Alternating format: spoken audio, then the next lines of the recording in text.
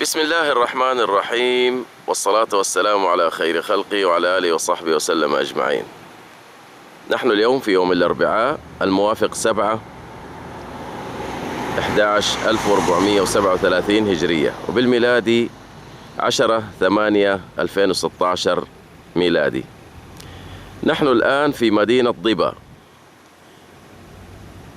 وهذا الذي أمامنا هو قلعة الملك عبد العزيز آل سعود في مدينة ضبا، وهي موجودة في نفس المدينة.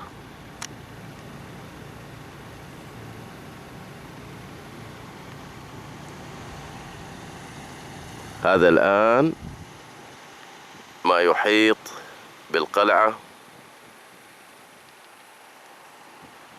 فهي في نفس المدينة،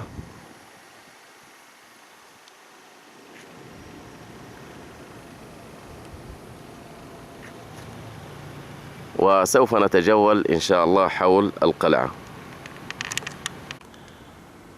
هذا موقع آخر نصور منه القلعة، وجدت فيها بوابتين. هنا البوابة الأولى بوابة شرقية، وتوجد بوابة في الخلف بوابة غربية. هذه البوابة كبيرة، أعتقد أنها المدخل الأساسي.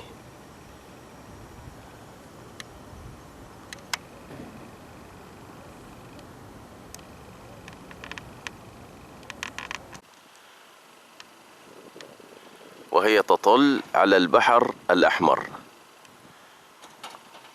وموجودة في وسط البلد. بنيت في البلدة القديمة،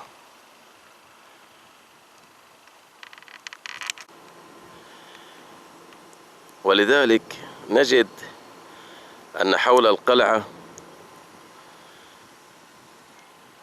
بيوت قديمة.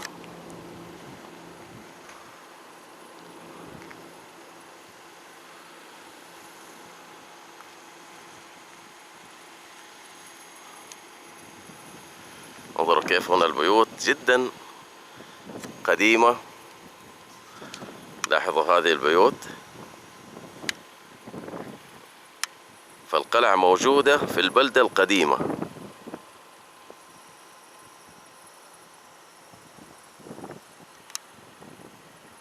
هذا من البيوت القديمة الموجودة في هذا الحي، والذي لا يزال صامدا إلى اليوم. وهذا جزء من البحر خارج، مثل ما نقول لسان من البحر. أما البحر الأساسي فهو موجود في هذه الجهة الغربية.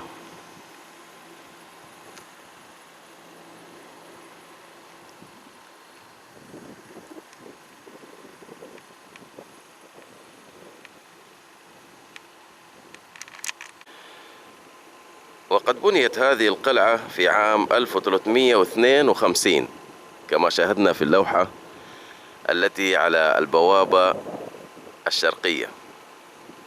بنيت من الحجر الجيري الأبيض على تل صخري، فهي مرتفعة وتطل على البحر الأحمر وعلى الحي القديم للبلدة. وقد بناها بناؤون من نفس المحافظة،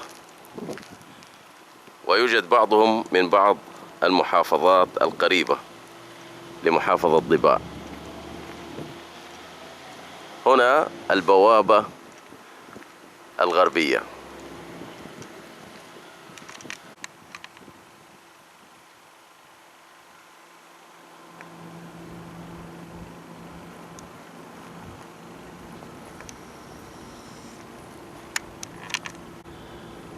هذه الآن البوابة الغربية.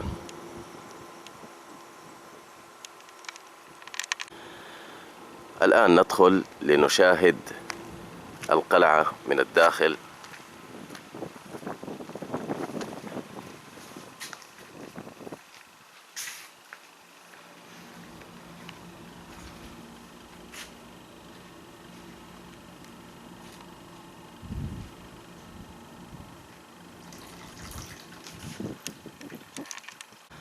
هذه الآن البوابة الغربية التي دخلنا منها، وهذا ما يحتويه داخل القلعة.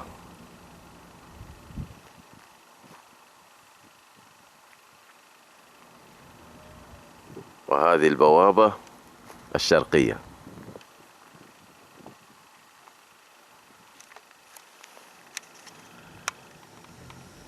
هذا باب قديم، ربما يكون باب القلعة الأول.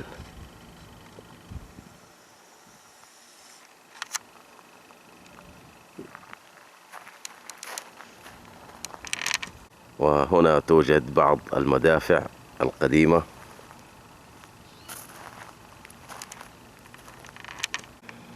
وهذا نموذج لقارب قديم جدا مصنوع من الخشب، يعتبر من الآثار القديمة التي كان يستخدمها الناس في دخول البحر والصيد.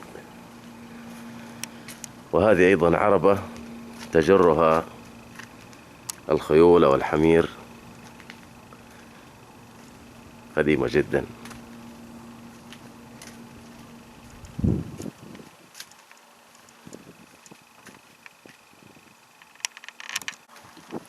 هذا درج يصعد بنا إلى أعلى برج من أبراج القلعة.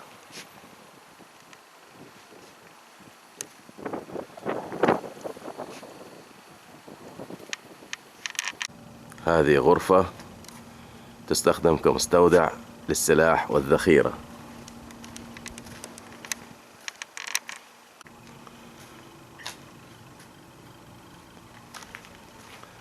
وهنا أيضا يوجد درج يصعد بنا إلى السطح.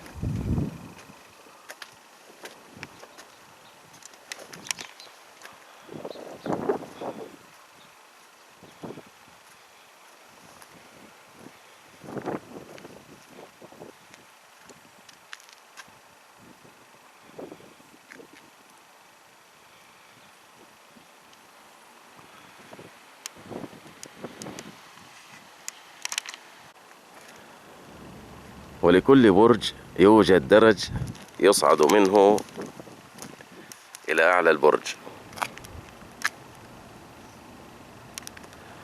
وها هو البحر أمامنا. هذا الآن الموجود أمامنا لسان خارج من البحر الأساسي.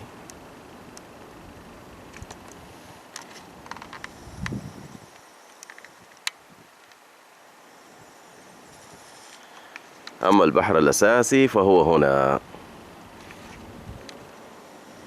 هنا البحر الأساسي، هذا البحر الأحمر.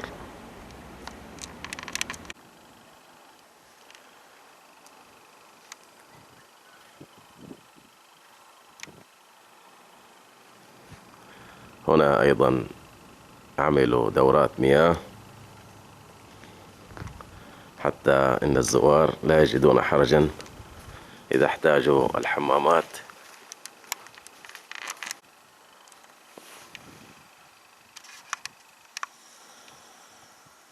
وهذا المكان يستخدم كمستودع.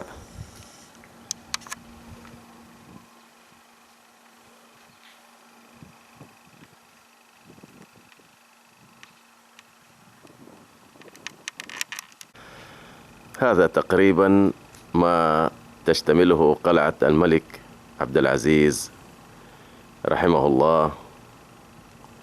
ونكتفي بهذا القدر من التصوير في قلعة الملك عبد العزيز، على أمل اللقاء بكم إن شاء الله في أماكن أخرى.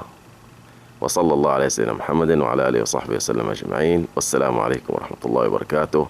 تم هذا التصوير في يوم 7/11/1437 هجرية، وبالميلادي 10/8/2016.